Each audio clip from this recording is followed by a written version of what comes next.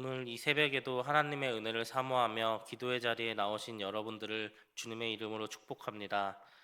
우리 밤이 깊어질수록 새벽별이 더욱 빛나듯 우리의 삶이 고단하고 막막할수록 우리 기도의 자리가 더욱 빛나고 큰 은혜가 임하는 줄 믿습니다.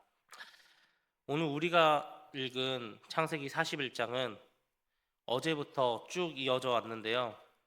우리에게는 너무나 익숙한 요셉의 이야기입니다. 요셉은 어린 시절 가나안 땅에서 자신이 꾼 꿈 때문에 형들의 미움을 샀던 꿈쟁이 요셉이 20대 후반에는 감옥에서 두 고위 관료의 꿈을 해석해주고 이제는 당대 최고의 나라였던 이집트 왕궁에서 최고 권력자의 꿈을 해석해주는 명실상부한 꿈장인의 면모를 보여주고 있습니다. 오늘 읽은 본문의 중심은 바로의 꿈과 그 바로 앞에 선 요셉입니다.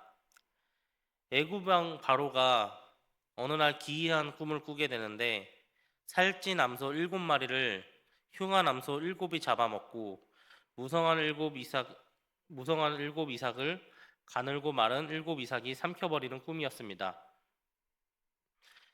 애굽의 어떤 지혜자도 이 꿈을 해석하지 못할 때 바로는 요셉을 불러옵니다.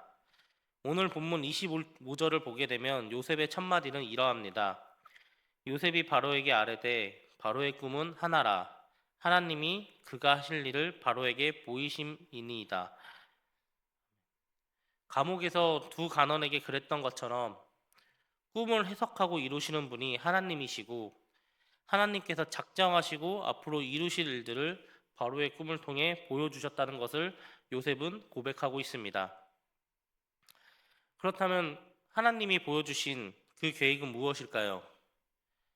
애굽 땅에 그 넓은 땅에 7년의 대풍년이 있겠지만 그 뒤를 이어 이전의 풍년을 다 잊어버릴 정도로 심각한 7년의 대흉년이 찾아와 이 땅이 망하게 된다는 것입니다. 우리 본문을 자세히 살펴보면 이 풍년보다는 이 뒤에 올 흉년이 훨씬 더 길고 강하게 묘사되어 있습니다. 하나님의 계시는 다가올 무서운 흉년에 초점이 맞춰져 있었습니다. 그리고 이어지는 해석의 핵심이 되는 말씀이 바로 32절에 등장합니다. 우리 다 함께 32절의 말씀을 같이 읽어보도록 하겠습니다. 바로께서 꿈을 2번 겹쳐 꾸신 것은 하나님이 이 일을 정하셨음이라. 하나님이 속히 행하시리니. 아멘. 요셉은 애굽에 임할 대풍년과 대흉년이 단순한 기후 변화나 자연 현상이 아니라고 선포하는 중입니다. 하나님이 이 일을 정하셨고 속히 행하실 것이라는 절대적인 주관자인 하나님의 선언이었습니다. 여러분, 제가 이렇게 사역을 한지 짧으면 짧고 길면 긴 한 10년 정도 하셨는데요. 그동안 수많은 성도님들의 삶의 굴곡을 곁에서 지켜보았습니다. 때로는 감당하기 힘든 흉년을 만나 눈물을 흘리는 분들도 계셨고, 때로는 생각지 못한 풍년을 맞아 기뻐하시는 분들도 계셨습니다. 그러나 그 모든 시간 속에서 제가 깨달은 분명한 진리는 우리 인생의 생사화복을 주관하시는 분은 오직 하나님 한 분이시라는 것입니다. 풍년을 주시는 분도 흉년을 주시는 분도 그걸 다 허락하신 분은 오직 하나님 뿐입니다. 그렇다면 왜 우리의 하나님은 이 무서운 흉년의 계획을 미리 알려주셨을까요? 그저 두려움을 떨며 우리가 공포에 떨기를 바람이었을까요? 그것은 결단코 아닐 것입니다.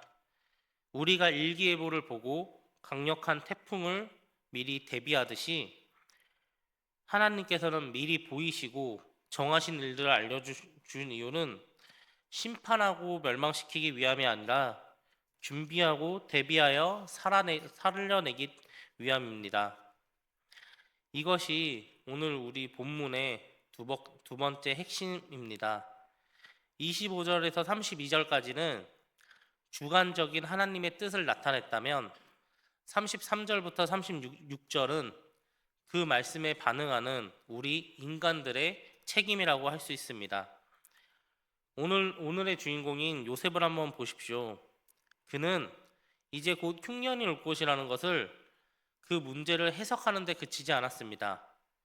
그 꿈 해석을 넘어 이 국가적인 위기에서 애굽을 구한 대안적인 비전과 정책까지 제안하고 있습니다.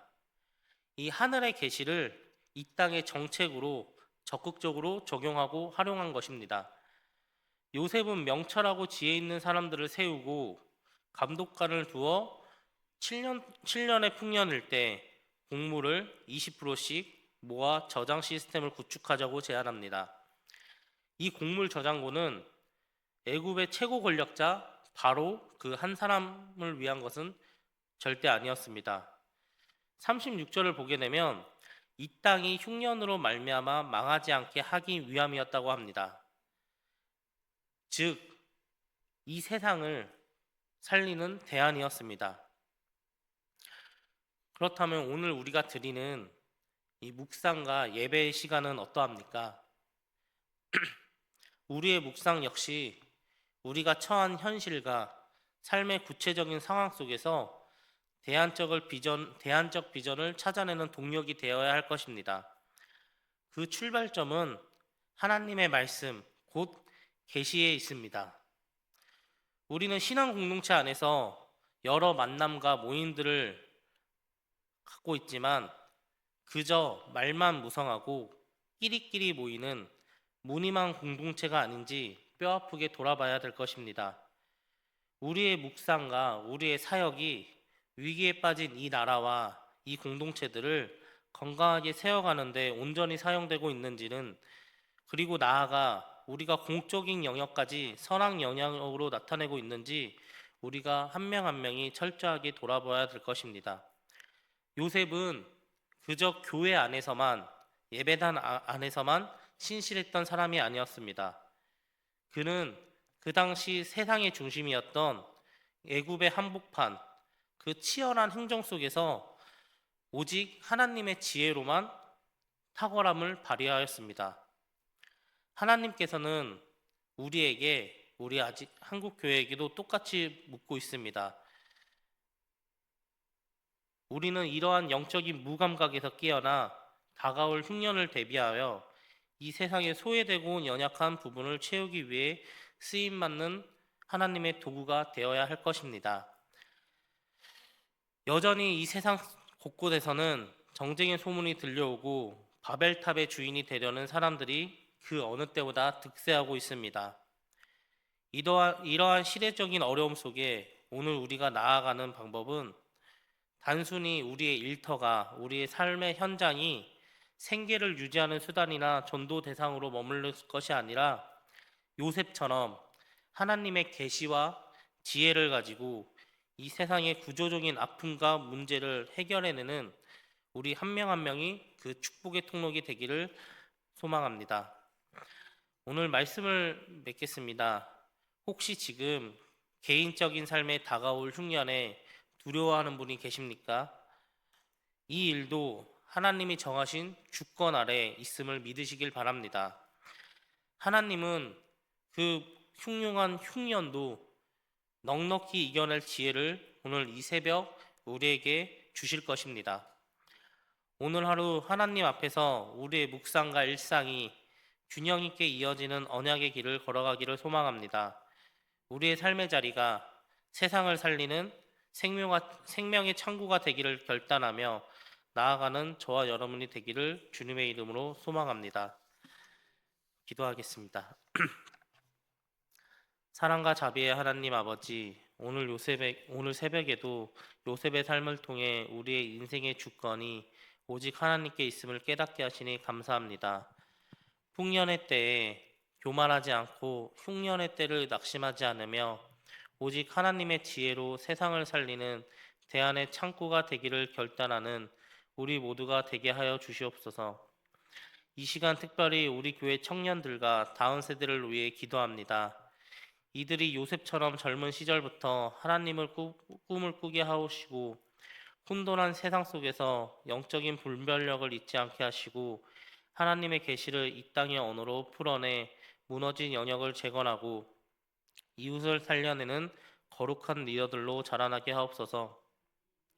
또한 오늘 특별히 우리 법학교회 청춘대학에서 소풍을 갑니다.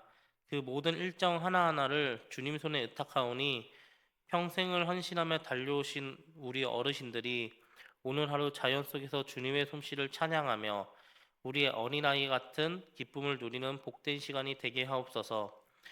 오고 가는 모든 길 위에서 주님이 친히 구름 기둥이 되어 주시고 어르신들의 걸음을 한 걸음 한 걸음 안전하게 붙들어 주셔서 단 한 건의 사고도 없이 평안히 다녀올 수 있도록 보호하여 주시옵소서. 이 귀한 잔치를 위해 보이지 않는 곳에서 땀 흘리는 스태프와 봉사자들을 기억하여 주시옵소서.